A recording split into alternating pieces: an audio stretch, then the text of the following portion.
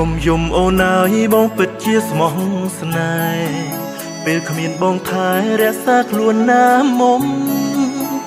សែនអាណិតមិនចង់ឃើញអូនយំបារម្ភពីស្រីស្រឡាញ់ពីស្អីគ្មានថ្ងៃបដូរចិត្តស្នេហ៍ឡើ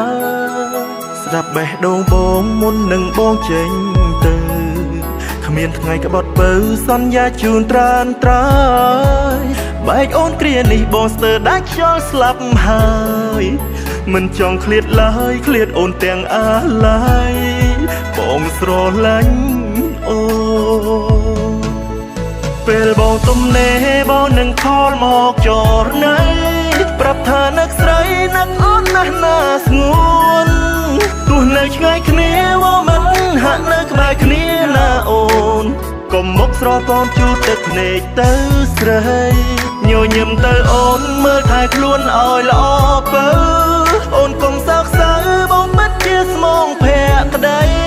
ស្រឡាញ់តែរូបអូនមួយកុំខ្លាចបងមានថ្មីវិលថែស្រីថែពេញមួយជីវិតបងមិនប្រែចិត្តទេ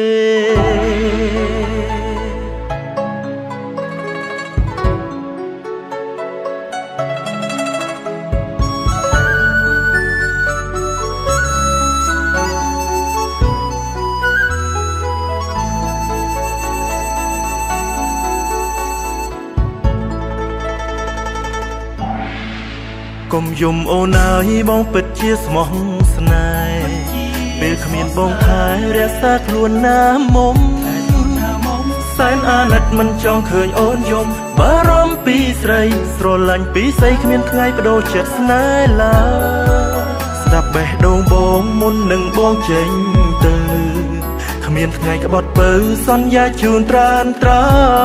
យបែកអូនគ្រានេះបងស្ទើរដាច់ខ្យល់ស្លាប់ហើយមិនចង់ឃ្លាតឡើយឃ្លាតអូនទាំងអាឡ័យបងស្រឡាញ់អូពេលបងទំនេរបងនឹងខលមកចរណៃប្រាប់ថានឹកស្រីនឹកអូនណាស់ណាស្ងួន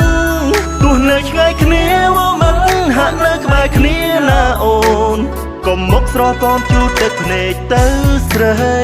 ញញឹមទៅអូនមើលថែខ្លួនឲ្យល្អបើអូនកុំសោកសៅបងពិតជាស្មងភក្តី